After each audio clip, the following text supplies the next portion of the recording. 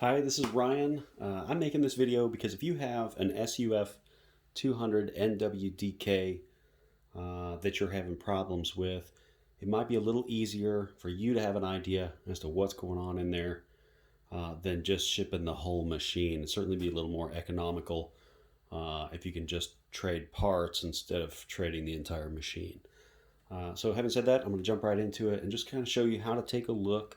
I want to go over a little bit of safety stuff first. Very first thing, I have no plumbing and no electrical hooked up to the machine whatsoever. Also, the switch on the back is turned off, and there is still the possibility for electricity to be in the machine because it has capacitors inside it.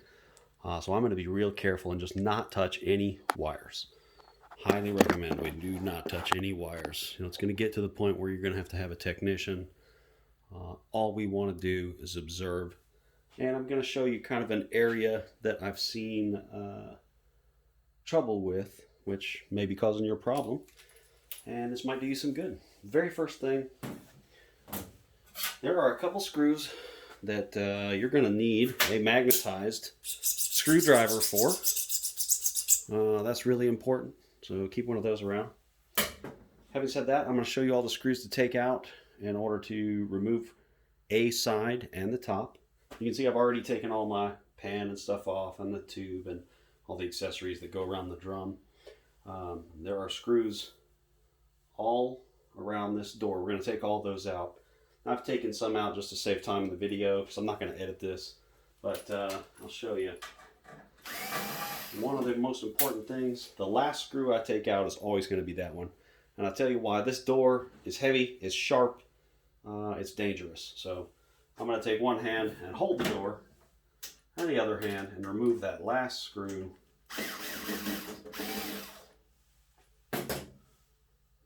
Just like that. So that way I always have control of this door so it doesn't become a weapon. Alright, I'm going to set that door aside. Now we've got the top. Now the top has these 3 screws on the other side as well that need to be removed. I'm not going to move the machine around just to save time, but so the top 3 screws must be removed on the other side in order to remove the top.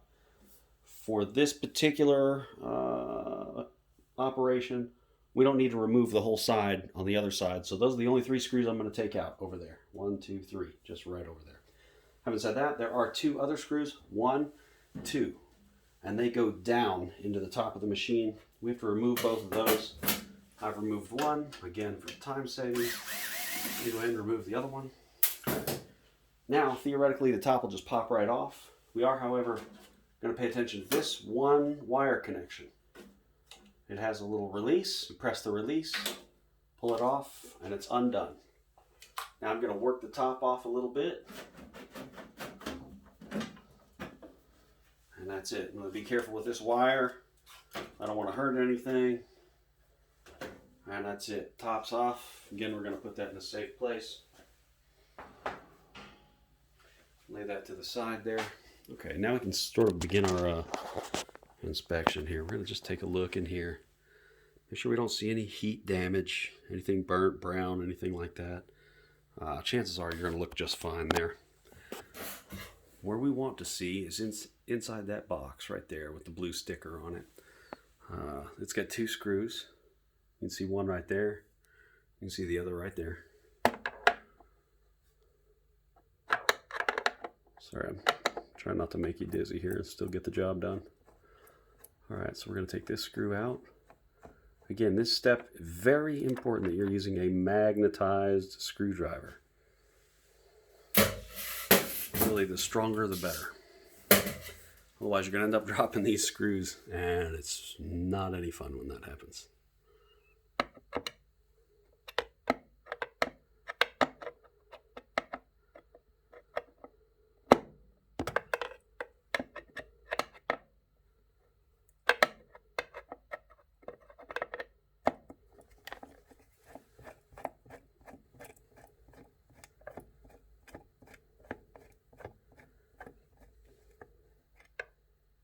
There's that screw out.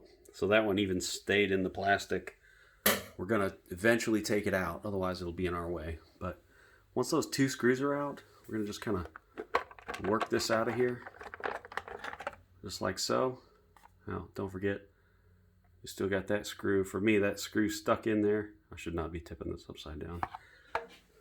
Once I bring this down here, I'm going to do whatever it takes to get that screw out. Those two screws are different, the ones that hold this box in, so keep them separate. All right, so now I've got all the screws out of this. All right, let's take our camera here and let's do our inspection. Now, what you may find here is some burnt wires. Like, this is kind of where it happens. If you do, you just take a picture here, send it off to your distributor. They should be able to handle it from there. That way you don't have to, like I said, send the unit back and forth. But that's about it right there. That's the picture you wanted, and you're done. Now we got to put it back together. There's a couple things to remember when we're putting this back together. First off, these wires right here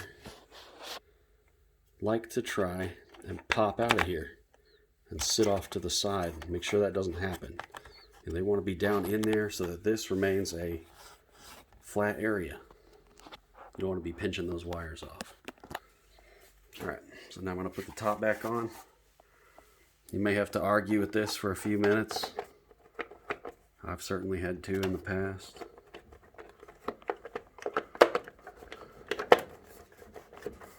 You'll know when you got it. I can tell now I don't have it because I've got a little gap there. I'm just gonna keep playing with it. Now I'm moving it around, but I'm being pretty gentle. I do not want to damage any of those electronics in there.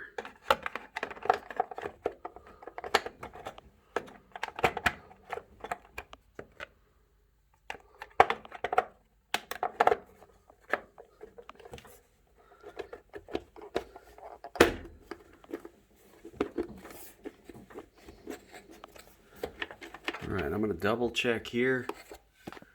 Make sure those wires, I don't know how well you can see that. I'm going to have to come over here. Just make sure that the wires that go into this hole move up and down easily. They're not pinched by anything. Everything's great. There's no longer a gap. It's snapped in audibly. Oh, now it is. Now there's no longer a gap. It's audibly snapped in both on this side and on this side. Now I can go ahead and put the screws back in. Sorry. Okay. So there's a screw on my heavily magnetized screwdriver. I can't stress that enough. There we go. We'll just get this in there, just hand tight. And we're going to grab the other one.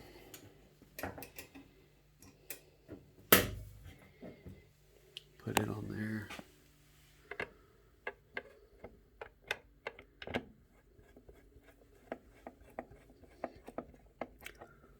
And there we go. Now, for getting this back together, all right, I'm going to do the top first. I've got this on and secured, and I didn't touch anything else. All right, so here's the lid. I'm going to put the lid, remember I didn't take this back side off, back here. So I'm going to let the lid kind of rest on there and then pull it up against the side. The reason I'm doing that is I don't want the side piece to be on the outside of that lip. I want it on the inside of that lip. All right, so having said that, because I only have one hand, I'm going to let this fall down for a second. I'm going to have to put the camera down to get that wire where it goes. All right, hopefully you can see what I'm doing.